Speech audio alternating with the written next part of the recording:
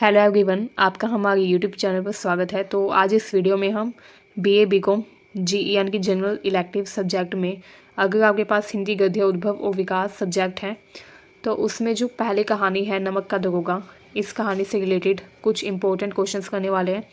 तो पिछली एक वीडियो में मैंने वो कहानी जो है नमक का दरोगा उसका सार बताया था कि उसमें क्या क्या होता है, स्टोरी बताई थी कंप्लीट। आज इस वीडियो में हम डिस्कस करेंगे कि नमक का दरोगा कहानी से रिलेटेड कौन कौन से इंपॉर्टेंट क्वेश्चंस हैं जो अक्सर एग्ज़ाम में पूछे जाते हैं। जैसे नमक का दरोगा कहानी का सारांश या प्रतिपाद्य क्या है, ठीक है।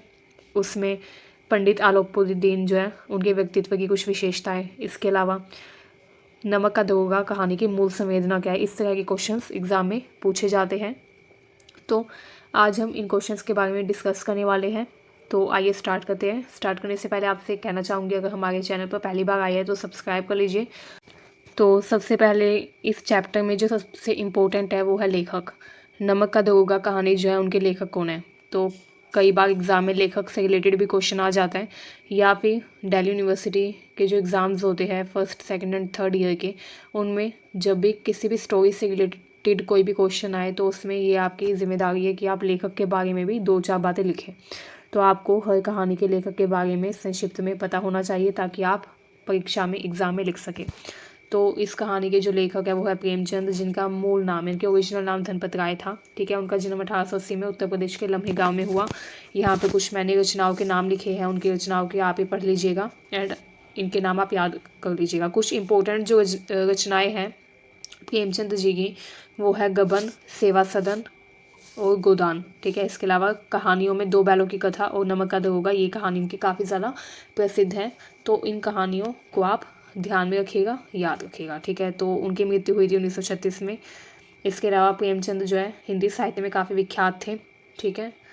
एंड उनको एमए करने का मन था अंग्रेज़ी से, लेकिन उनकी घर की स्थिति अच्छी नहीं थी, तो इसलिए आजीविका चलाने के लिए उन्होंने नौकरी की। ये आप उनके बारे में कुछ फैक्ट्स पढ़ सकते हैं। तो चलिए अब हम जान लेते हैं नमक का दरोगा कहानी का प्रतिपाद्य या फिर सारांश, ठीक है। सारांश का मतलब होता है उस कहानी से ओवरऑल क्या निचोड़ निकलता है, उस कहानी का ओवरऑल क्या कंक्लूजन है, ठीक है। तो देखिए ये जो कहानी है ये हमें बताती है कर्मों के फल के महत्व के बारे में। जैसे शुरुआत में जो मुंशी वंशीधर थे उन्होंने काफ़ी ईमानदारी दिखाई, वो अपनी ईमानदारी से नहीं हटे, अपनी ईमानदारी पर अड़िग रही, उन्होंने रिश्वत नहीं ली, जिसके कारण उन्हें खामियाजा भुगतना पड़ा, उनकी नौकरी छूट गई, ठीक है। लेकिन अंत में क्या हुआ, उनको दरोगा की नौकरी से भी अच्छी मैनेजर की नौकरी मिल गई, वो भी खुद पंडित आलोपुद्दीन के द्वारा ही उन्हें ये नौकरी दी गई। तो इससे पता चलता है कर्मों का फल ज़रूर मिलता है, अगर हम अच्छा काम करते हैं तो हमें अच्छा फल मिलता है, ठीक है। धर्म पर अधर्म की जीत कभी नहीं हो सकती, हमेशा धर्म ही जीतता रहा है एंड आगे भी जीतता रहेगा, ठीक है। इसके अलावा ये कहानी हमें बताती है सत्य पर सत्य की जीत, ठीक है। भले ही इंसान खुद कितना भी बुरा काम करे, लेकिन उस इंसान को हमेशा वही इंसान पसंद आता है जो अच्छा काम करे, नेक काम करे। अब पंडित आलोपुद्दीन को आप देख सकते हैं, पंडित आलोपुद्दीन कितना मतलब कि भ्रष्ट था, वो सभी लोगों को वो रिश्वत देता था, ठीक है।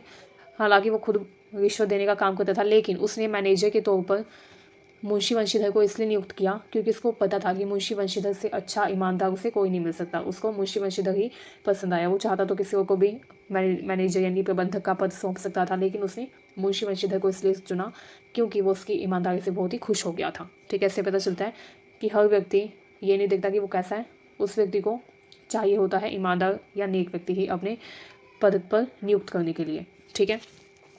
तो इसके अलावा इस कहानी में हमें ये भी देखने को मिला कि कोई भी व्यक्ति जो है वो ज़रूरी नहीं है कि अगर वो ऊंचे पद पर है तो वो लालची ही हो, ठीक है। कुछ लोग होते हैं जो कितने भी ऊंचे पद पर बैठ जाए लेकिन वो उनके मन में ऊपरी आय यानी कि रिश्वत का लालच बना रहता है। लेकिन मुंशी वंशीधर जो थे वो नमक के दरोगा बन गए थे, जिसमें उन्हें ऐसा पद मिला था जिसमें ऊपरी आय की कोई सीमा ही नहीं थी, वो चाहते तो कितना कमा सकते थे, लेकिन वो अपनी ईमानदारी में अड़िग गए। उन्होंने सोच रखा था कि वो ईमानदारी से ही अपना काम करेंगे, ठीक है। इस कहानी के द्वारा लेखक ने प्रशासनिक स्तर और न्यायिक व्यवस्था में भ्रष्टाचार की बात की है, ठीक है, कि भ्रष्टाचार जो है वो प्रशासनिक और न्यायिक स्तर पर कितना ज़्यादा बढ़ा हुआ था। क्योंकि इस कहानी में ये दिखाया गया है कि जो पंडित आलोपुद्दीन थे, जब भी कोई उनको पकड़ता था नमक की कालाबाजारी करते हुए तो वो उसे जस्ट रिश्वत दे देते थे और वो मान जाता था। एंड इस बार क्या हुआ, मुंशी वंशीधर ने उन्हें पकड़ा तो पंडित आलोपुद्दीन ने उन्हें भी रिश्वत देने की मांग की, लेकिन मुंशी वंशीधर का ईमान नहीं डिगा। उन्होंने कहा कि वो रिश्वत नहीं लेंगे एंड उनको हिरासत में ले लिया, ठीक है। मुंशी वंशीधर ने पंडित आलोपुद्दीन को हिरासत में ले लिया, बट उसके बावजूद वो न्यायालय से भी छूट गए। अब वो न्यायालय से बाइज्जत बरी कैसे हुए? रिश्वत के कारण। उन्होंने वहाँ पर भी रिश्वत का प्रयोग किया होगा। तो इस तरीके से जो मुंशी प्रेमचंद है उन्होंने बताया है कि उस समय प्रशासनिक और न्यायिक व्यवस्था में भ्रष्टाचार के कारण सामाजिक स्थिति कैसी थी। ये कहानी आज़ादी के पहले की है, ठीक है, जब अंग्रेज़ों ने नमक पर अपना एकाधिकार की मोनोपोली जमा ली थी। उन्होंने कहा था कि नमक का व्यापार करने का अधिकार सिर्फ हमारा है। अंग्रेज़ों ने कहा कि नमक पर पूर्णतया अधिकार हमारा है और कोई भी व्यक्ति अगर नमक लेना चाहते तो उसे टैक्स देना पड़ेगा। जो बात सबको गलत लगी, क्योंकि नमक जो है वो बुनियादी ज़रूरत होती है जो कि गरीब या अमीर हर व्यक्ति के द्वारा समान रूप से इस्तेमाल की जाती है, ठीक है। इसीलिए नमक के ऊपर कर यानी कि टैक्स लगाना गलत है, अवैध है, ठीक है। अब आपको भी पता है जो चीज़ महंगी हो जाती है, जिस चीज़ पर टैक्स लगा होता है, उस चीज़ का रेट कितना ज़्यादा बढ़ जाता है। एंड अगर रेट ज़्यादा होगा, मूल्य ज़्यादा होगा, तो उसकी कालाबाजारी शुरू हो जाती है, ठीक है। तो इसीलिए नमक कर से बचने के लिए नमक का चोरी छिपे व्यापार होने लगा, जिसके कारण भ्रष्टाचार भी फैल गया, ठीक है। कोई रिश्वत देकर अपना काम निकालता था तो कोई चालाकी से। इसके अलावा मुंशी वंशीधर जो थे, जो उस समय एक युवा थे, नौकरी की तलाश कर रहे थे, वो अपने घर से निकलते हैं। घर से निकलकर जब वो जाते हैं तो उन्हें भाग्य से नमक विभाग में दरोगा के पद पर नियुक्त कर लिया जाता है, ठीक है, जिसमें मासिक वेतन जो है वो भी अच्छा खासा था और ऊपरी आय की कोई सीमा नहीं थी, मतलब कि कितना भी वो रिश्वत से कमा सकते थे, ठीक है। मुंशी वंशीधर के जो माता पिता थे उनका कहना था कि मासिक वेतन जो है वो पूर्णमासी का चांद होता है। पूर्णमासी का चांद मतलब एक बार तो दिखाई देता है और फिर धीरे धीरे कम होता होता गायब हो जाता है, ठीक है। जबकि जो ऊपरी आय यानी कि जो रिश्वत होती है वो बहता हुआ सागर या स्रोत है, जिससे हमेशा प्यास बुझती रहती है। लेकिन मुंशी वंशीधर जो थे वो अपने पिता से आशीर्वाद तो ले लेते हैं, लेकिन उनकी बात से सहमत नहीं होते, क्योंकि उनके अनुसार काम कोई भी काम किया जाए उसे ईमानदारी से पूरी लगन से करना चाहिए, उसमें भ्रष्टाचार नहीं दिखाना चाहिए। क्योंकि अब कॉमन सी बात है, कोई व्यक्ति जैसे मुंशी वंशीधर थे वो रिश्वत ले लेते हैं, अगर वो रिश्वत लेकर अपना घर तो चला लेते, बट उनका जो ईमान है, उनकी जो अंतरात्मा है, वो उनको इस बात की इजाज़त नहीं देती। उन्हें हमेशा इसका दुख रहता है कि उन्होंने कुछ गलत किया, ठीक है। तो इसलिए हर व्यक्ति को हमेशा अच्छा काम ही करना चाहिए, क्योंकि कर्मों का फल सभी को मिलता है। तो यहाँ पर देखिए ये लिखा हुआ है, फिर उनको नमक के विभाग में दरोगा के पद पर नियुक्त कर लिया जाता है। 6 महीने के अंदर वो अपनी कार्यकुशलता यानी कि अच्छा काम करके सभी अफसरों को खुश कर देते हैं, प्रभावित कर देते हैं। एक बार ठंड का मौसम हो रहा होता है, जब वंशीधर रात के समय सो रहे होते हैं, उनको यमुना नदी पर जो नावों का पुल बना हुआ था, पुल का मतलब है बंदरगाह, ठीक है, नावों का जो बंदरगाह बना हुआ था, वहाँ से उनको गाड़ियों का कोलाहल यानी कि शोर सुनाई देता है। वो नींद से जाग जाते हैं। वो सोचते हैं कि इतनी सर्दी में रात के समय कि गाड़ियों की आवाज़ कहाँ से आ रही है। फिर वो उठकर जाते हैं, वहाँ पर वो देखते हैं कि कुछ लोग गाड़ियाँ लेकर नदी के उस पार जा रहे हैं। वो पूछते हैं गाड़ियों में क्या है, तो पूछने पर उन्हें पता चलता है गाड़ियों में नमक के थैले पड़े हुए थे, ठीक है। उसके बाद वो बुलाते हैं पंडित आरोपी दिन को, ठीक है। पंडित आरोपी दिन जो है वो आते हैं और उनको बोलते हैं कि आप रिश्वत ले लीजिए, हम आपको पैसे, मतलब कि वो ऐसा कुछ बोलते हैं रिश्वत के बारे में। लेकिन मुंशी वंशीधर जो कि काफ़ी ज़्यादा ईमानदार थे, वो रिश्वत लेने से मना कर देते हैं, ठीक है। उसके बाद वो जो पंडित आरोपी दिन है उनको हिरासत में ले लेते हैं। अगले दिन ये खबर आग की तरह फैल जाती है कि आरोपी दिन को अदालत में लेके जाया गया, ठीक है। सारे वक्त उसके बाद जब पंडित आरोपी दिन को हिरासत में लिया जाता है तो वो सभी गवाह और सबूतों को खरीद लेते हैं। एंड इस वजह से, क्योंकि उनके अगेंस्ट कोई भी प्रूफ नहीं होता, इसलिए उनको बाइज्जत बरी कर दिया जाता है। एंड क्योंकि मुंशी वंशीधर के कारण पंडित आरोपी दिन की काफ़ी ज़्यादा इंसल्ट हुई थी, तो इसलिए उसका बदला लेने के लिए वो क्या करते हैं, उनको नौकरी से हटवा देते हैं 1 सप्ताह के अंदर ही, ठीक है। उसके बाद जो मुंशी वंशीधर है वो अपने घर पर आते हैं, ठीक है। तो उनके पिता उनको काफ़ी डांटते हैं कि उनको ऐसा नहीं करना चाहिए था, रिश्वत एक्सेप्ट कर लेनी चाहिए थी। उसके बाद उनकी नौकरी छोड़ने के 1 हफ्ते के बाद वो देखते हैं कि उनके घर के सामने एक सजा हुआ रथ आकर रुक जाता है, ठीक है। वो देखते हैं कि उसमें से पंडित आरोपी दिन बाहर निकलते हैं। उन्हें लगता है कि वो उन्हें नीचा दिखाने के लिए, लज्जित करने के लिए आए हैं, लेकिन उनकी बात सुनकर वो हैरान हो जाते हैं, क्योंकि पंडित जी जो है वो एक स्टैंप लगा हुआ लेटर लेकर आते हैं, जिसमें उन्होंने अपनी सारी स्थायी ज़मीन के मैनेजर के रूप में मुंशी वंशीधर को नियुक्त करने का प्रस्ताव दिया, ठीक है।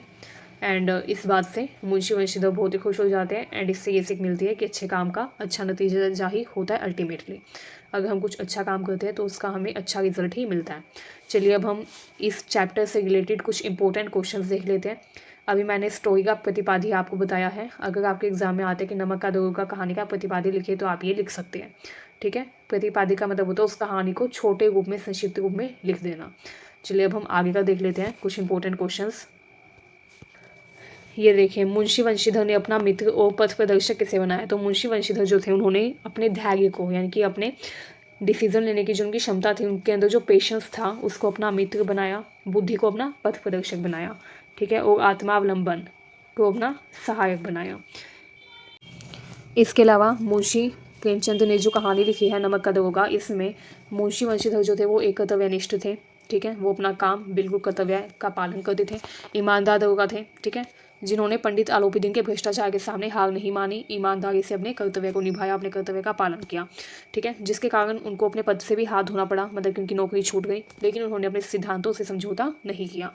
जब मुंशी वंशीधर जो थे उनको दरोगा की नौकरी मिली थी, तो हालांकि उनके पिता ने भी उनको काफ़ी समझाया था कि ईमानदारी को छोड़ देना, लेकिन मुंशी वंशीधर जो थे उन्होंने ऊपरी कमाई को एक्सेप्ट नहीं किया, स्वीकार नहीं किया, ठीक है, उन्होंने अपनी ईमानदारी पर अड़िग रहने का निर्णय लिया, ठीक है, धैर्य को उन्होंने अपना मित्र बनाया, उन्होंने धैर्य रखा हर जगह, ठीक है, उनकी नौकरी छूट गई फिर भी उन्होंने अपना धैर्य नहीं छोड़ा, उन्हें विश्वास था कि क्योंकि वो सही के साथ थे तो इसलिए उनके साथ कुछ भी गलत नहीं होगा। इससे हमें ये भी सीख मिलती है कि हमें हमेशा अपने ऊपर विश्वास रखना चाहिए कि हम जो कर रहे हैं उसका अगर हम सही कर रहे हैं तो हमारे साथ अच्छा ही होगा। जैसे पंडित आलोपीदीन की वजह से जब मुंशी वंशीधर की नौकरी चली गई थी तभी उन्होंने धैर्य नहीं छोड़ा, उन्हें पता था क्योंकि वो सत्य के साथ थे तो उन्हें कुछ ना कुछ परेशानी तो हो गई है लेकिन भविष्य में उनके साथ अच्छा ही होगा, उन्हें विश्वास था, तो इसलिए हमें विश्वास रखना चाहिए। इसके अलावा नेक्स्ट क्वेश्चन ये भी आ सकता है कि इस कहानी का कौन सा पात्र आपको सबसे ज़्यादा प्रभावित करता है। हालांकि इसमें आप अपने अकॉर्डिंग लिख सकते हैं जो भी आपको लिखना हो, या फिर आप इसमें ये भी कर सकते हैं, आप लिख सकते हैं कि इस कहानी का नायक वंशीधर सबसे ज़्यादा प्रभावित लगा, क्योंकि इस कहानी में जो मेन करेक्टर है, मेन जो हीरो है वो है मुंशी वंशीधर, ठीक है, इसलिए आप उन्हीं का नाम लिखिएगा, क्योंकि मुंशी वंशीधर ईमानदार थे, कर्मयोगी, मतलब कि अपने काम को ही अपना योग समझने वाला व्यक्ति, ठीक है, कर्तव्यनिष्ठ जो अपने कर्तव्य का पालन करे। इसके अलावा वो काफ़ी ज़्यादा आत्मावलंबी थे, ठीक है, उनके अंदर सेल्फ रिस्पेक्ट भी काफ़ी ज़्यादा थी, एंड उनके घर की हालत ठीक नहीं थी फिर भी उन्होंने ईमानदारी नहीं छोड़ी, वो ऑनेस्ट थे, अपनी ईमानदारी पर वो अड़िग रहे, ऊपरी आय पर उन्होंने अपनी नज़र नहीं डाली, उनके अनुसार जितना उनका वेतन होगा उतना ही उन्हें रखने का उन्होंने निर्णय लिया था, ठीक है, इस वजह से वो ऊपरी आय की रिश्वत को एक्सेप्ट नहीं करते थे। आज के समय में भी ऐसे कर्मयोगी लोगों की ज़रूरत है ताकि भ्रष्टाचार को खत्म किया जा सके।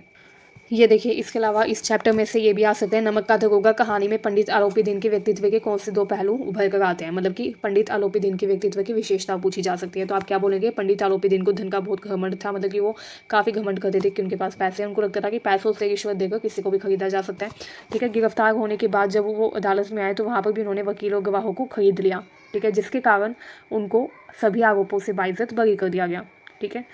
इस बात से ये पता चलता है कि वो कितने ज़्यादा भ्रष्ट, बेईमान और चालाक थे, ठीक है। पंडित आलोपीदीन की विशेषता में आप लिख सकते हैं कि वो भ्रष्ट, बेईमान और चालाक थे।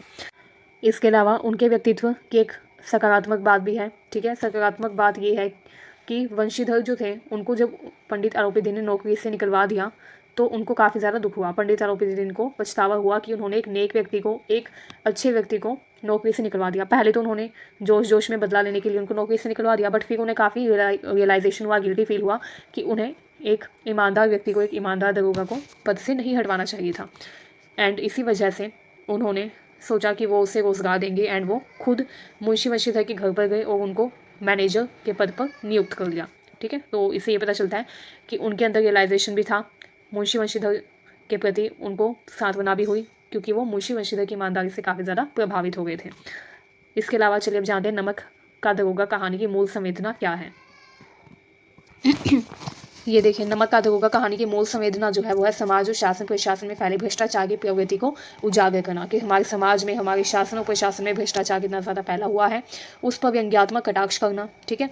इसके अलावा नमक के दरोगा कहानी से हमें ये शिक्षा मिलती है कि यह कहानी धन के ऊपर धर्म की जीत की है, धन पर धर्म की जीत। इसके अलावा कहानी में मानव मूल्यों का आदर्श रूप दिखाया गया है और उसको सम्मानित भी किया गया है। मानव मूल्य कौन कौन से, जो कि मुंशी वंशीधर के अंदर थे, ईमानदारी, ठीक है, बुद्धिमत्ता और स्वावलंबी, ठीक है।